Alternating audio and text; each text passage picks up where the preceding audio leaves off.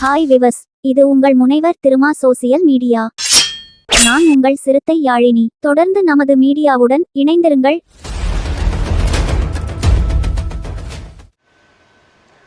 அழகு என்பது என்ன? அழகு என்பது பக்குவம் தான் அழகு. Maturity is the beauty. பக்குவம் என்பதை ஆங்கிலத்திலே மெச்சூரிட்டி என்று நாம் சொல்றோம். ரொம்ப மெச்சூர்டா பிஹேவ் பண்றவங்களை பார்த்தீங்கன்னா அவங்க மேல நமக்கு ஒரு ஈர்ப்பு நம்ம அறியாம ஏற்படும், ஒரு மதிப்பு உயரும். அவங்கள எந்த கோணத்தில் பார்த்தாலும் அழகா இருப்பாங்க. மேக்கப் பண்ண தேவையில்லை, ட்ரிம் பண்ண தேவையில்லை, ஹேர் கட் பண்ண தேவையில்லை, டிப்டாப்பா ட்ரெஸ் பண்ணணும் தேவையில்லை. நான் எப்பவும் அழகா இருக்கிறேங்கிற மாதிரி கால் மேல கால் பாட்டு உட்கார்ந்தாதான் கெத்துன்னு அர்த்தம் கிடையாது.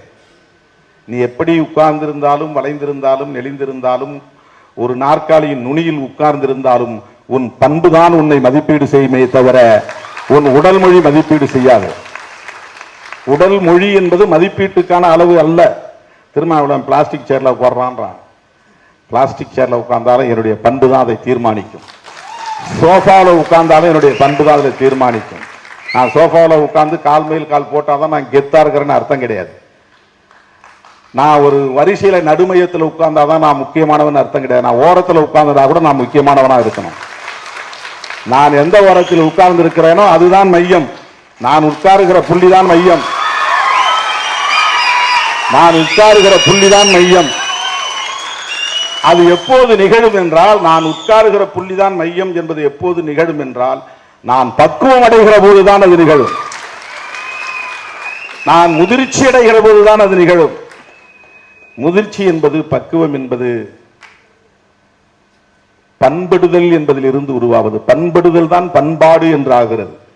வழிபடுதல் வழிபாடு என்று ஆவதை போல, வழிபடுதல் என்றால் ஏற்கனவே உருவாக்கிவிட்ட ஒரு வழி இருக்கிறது. அந்த வழியில நீ போய் படுத்துக்கிட்டாலே அதை கொண்டு போய் உனக்கு சேர்த்துரும்.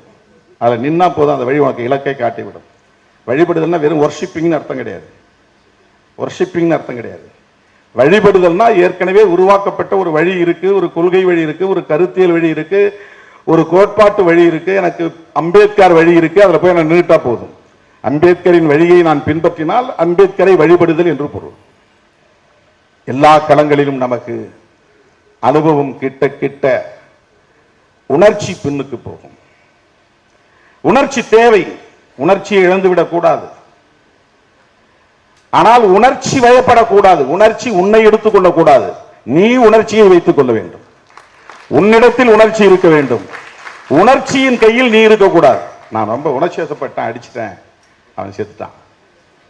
ஓங்கி அடிச்சிட்டேன், உணர்ச்சி வயப்பட்டேன். எவ்வளவு உணர்ச்சியும் நம் கட்டுப்பாட்டில் இருக்க வேண்டும் என்பதுதான் முதிர்ச்சி, என்பதுதான் பக்குவம். அன்பு என்பதும் உணர்ச்சி தான். காதல் என்பதும் உணர்ச்சி தான். கோபம் என்பதும் உணர்ச்சி தான், அதுவும் எமோஷன் தான். அடங்க மறு என்று சொல்லுவதும் உணர்ச்சி தான். உணர்ச்சி இல்லைன்னா ஒண்ணுமே பண்ண முடியாது. ஒரு அங்குலம் கூட அசைய முடியாது. எந்த அசையும் நிகழாது. இயங்குதலே இருக்காது. உணர்ச்சி மனிதனிடம் இல்லை என்றால் இயங்குதலே இருக்காது. அவன் நடக்க மாட்டான், உட்கார்ந்தே கிடப்பான். என்ன சொன்னாலும் சும்மா உட்கார்ந்து இருப்பான். முதிர்ச்சி அடைந்தவனும் சும்மா இருப்பான், உணர்ச்சி இல்லாதவனும் சும்மா இருப்பான். ரெண்டு நிலை இருக்குது. சொரணை கெட்டவனும் சும்மா தான் இருப்பான்.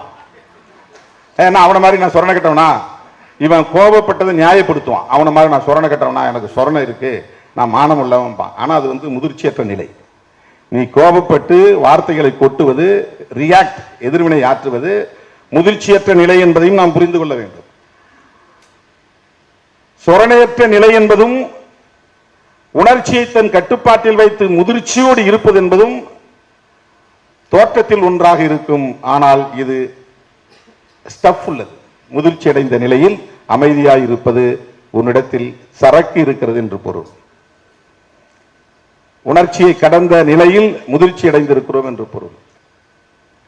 ஆனால் அதிகாரம் இல்லாதவர்கள் தான். உலகத்தில் ரெண்டே சமூகம் தான், அதிகாரம் உள்ள சமூகம், அதிகாரம் இல்லாத சமூகம். சாதி, மதம், மொழி, இனம் என்பதெல்லாம் நமக்கு நாமே வைத்துக் கொள்கிற அடையாளங்கள். அந்த அடையாளங்கள் தற்காலிகமானவை. அந்த அடையாளங்கள் ஒரு வரம்புகை மட்டுமே கொண்டிருக்கும். அந்த வரம்பு ஒரு கட்டத்திற்கு மேலே போக போக உனக்கு அது தேவைப்படாது, உதிர்ந்து போகும். நீ எம்பவராக உனக்கு காஸ்ட் தேவைப்படாது. நீ எம்பவராக உனக்கு ரிலீஜன் தேவைப்படாது. நீ எம்பவராக உனக்கு லாங்குவேஜ் மொழி தேவைப்படாது. ஆனால் எம்பவர் ஆவதற்கு இந்த பிடி உனக்கு தேவைப்படும். சாதியோ மதமோ மொழியோ உனக்கு ஒரு துடுப்பை போல, கரை சேருவதற்கு துடுப்பு தேவைப்படுவதை போல ஒரு அடையாளம் என்பது, ஒரு அடையாள அரசியல் என்பது நீ கரையேறுகிற வரையில் தேவைப்படுகிற ஒன்றுதான். ஆனால் அதற்குள்ளே நாம் மாய்ந்து விடக்கூடாது, அதற்குள்ளே நாம் கரைந்து விடக்கூடாது. இந்த அடையாள அரசியலை தாண்டி மக்களை நாம் அரசியல் படுத்துவதற்கான களம் ஒன்று உண்டு. அந்த களம்தான் சமத்துவத்திற்கான அரசியல் களம். காலம் காலமாக சமத்துவம் என்பது ஒரு வேட்கையாகவே இருந்து கொண்டிருக்கிறது. அது ஒரு தேடலாக இருந்து கொண்டே இருக்கிறது. அதற்கான ஒரு போராட்டம் நிகழ்ந்து கொண்டே இருக்கிறது.